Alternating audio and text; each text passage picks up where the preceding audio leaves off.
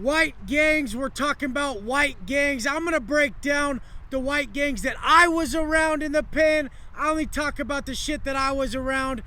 Everybody asks me, hey Wes, you tell good stories. I say it's hard to fuck up your story. Fuck all the bullshit. Now we're going to start at the top. AB, the Aryan Brotherhood, otherwise known as the Brand. If you go into the penitentiary as a white man, you're going to answer to them, and there's no motherfucking questions asked, but that's all I got to say about that. They're the top of the food chain. You're answering to them through somebody else, and that's fucking that.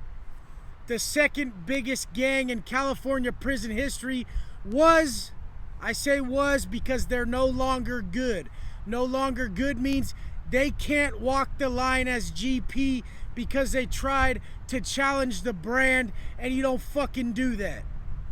The NLR, the Nazi Lowriders, otherwise known as the Ride. This was the second biggest gang in the white section of the prison system. The whites are small in numbers. That's why we're fucking particularly brutal to our own people, and when we gotta handle business with others, because we gotta make up for it with fucking violence. That's just how it is when you don't got the numbers. So this is what happens when they collide. The Aryan Brotherhood and the Nazi Lowriders, they were at a fucking beef, and the AB greenlighted them. AB greenlighted the LR, and they had to fucking be removed. They all had to go. Now in Dago, where I'm from, the main fucking gangs in Dago for white boys is definitely SDSH, San Diego Skinheads, TCF, The Chosen Few, Dead 40s, SKS, to name a few. But these are just the ones that I'm around. There's a shitload more. These are the ones that I'm around, coming from where I come from and the yards I was at. So now we can go up to Orange County, and we're talking about OCS, Peni. These are the big ones. Peni was in charge for a long time. They're not no more. I don't really speak on areas that I don't particularly fuck with individuals of. These are mostly skinhead gangs. When you're a white boy, a Peckerwood, from a normal fucking just city trying to do your time GP, you get your city blasted on you. It's your rocker. It says Dago on my stomach because I'm from San Diego and I'm a Peckerwood and I roll with the woods in the wood pile. This is my fucking set. This is who I fuck with. This is my car. We all roll together though. I don't care if you're a skinhead or a fucking wood. It don't fucking matter. We all jump at the same time. We all roll together. But that don't mean there isn't problems. The problems come from the dope. The problems come from the power. The problems come from the money. And these are all vices. You gotta fucking realize that in life, every vice has a fucking excuse attached to it. And when you got excuses, it's because you fear something. So get rid of them fucking vices and get rid of that bitch ass shit. So I'm gonna go straight into IE. The main ones that I was around from the IE was the Hammer Skins.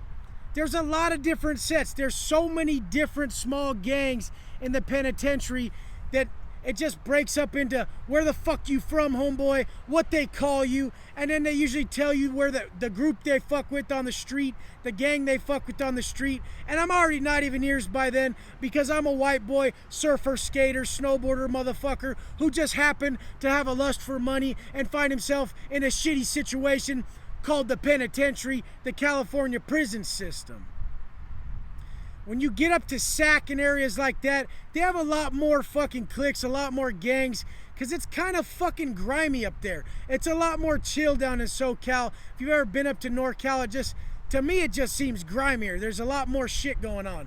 This is more, Dago's more chill. It's more you go to the wrong street, the wrong area, that's how you get fucked. And the white boy gangs and the skinheads, you don't really see them on the street. They're all in the penitentiary.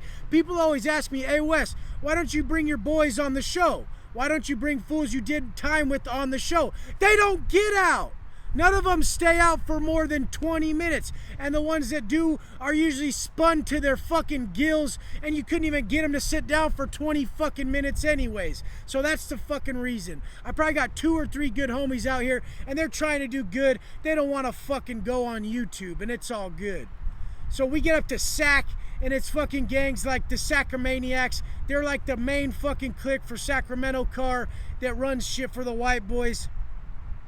Spots like Bakersfield, it's more broken down into the areas like Oildale. I mean, I've heard of shit like red team, blue team, shit like that. They're different sets that are controlled in the whole area of Bakersfield. We'll come up to areas like Fresno, and there's a gang called the Fresnecs. These are the bigger groups of skins and white boys that run up in Fresno and those areas. I don't really get too deep into that shit. These are just the people who I was around. I mean, I'm talking Butte County. That's a big-ass group in Butte County called BCG, the Butte County Gangsters. I actually did a lot of time with a lot of them, and they're solid motherfuckers. And the whole thing is we get our numbers or our city blasted on us. If you've ever seen the 1904 on my knees, that means SD. That's the fucking 19 being S being the 19th letter of the alphabet, and 4 being D, the 4th letter of the alphabet. Hence, 1904. This comes from what Mexicans do when they put the 13th letter supporting the M, the MA. That's what they put 13 for. They put 13 after everything. And that's kind of the white boys, us having an alliance with them. We start to use our numbers to support what we're doing. So Orange County being 1503, Dago being 1904. You can get validated for having these numbers on you. They can say you're part of a certain STG security threat group, but that's all if they fucking hate you enough. They'll always drop the dime on you if you're fucking around. If you're making their life worse, the COs are gonna make your life worse. So that's where the respect comes into play. I don't give a fuck what you do in life. Just don't come up in my shit. I like to create assets around me instead of having liabilities, because that's just the way to live. If you can create better people around you, then there's less likely for drama to ensue. We always gotta be fucking aware of our surroundings in the pen, the gangs who are around, the politics at play, because different sets kick off at different times. I've seen times where SoCal and NorCal had problems on the yard, and they're about to kick it off. I've seen times when IE car and the Dago car had a massive beef, and it was fucking, it was gonna go down every time we seen each other. Most of the time, the white boys can figure it out. And then just the main person who started the fucking problem, because it's always one main person who starts the problem, and then their boys get their back. That's just how it works in the system. So then their boy backs them. In the prison system, the whole thing is you better respect yourself, because I gotta respect you. So I'm gonna make sure you conduct yourself with respect, because if you fuck up, I gotta have your back. That don't mean I ain't gonna smack you when I get the motherfucking chance. The whole thing is those motherfuckers who fuck up, we always tell them, hey, when we get to the back, I'm gonna fucking get your ass. If you cause a problem out here, don't get it twisted. But the thing is, I'm going to get your back 100%. I got you 123%. But just know, if you fucked up, I'm riding with you then, and you'll pay for it later.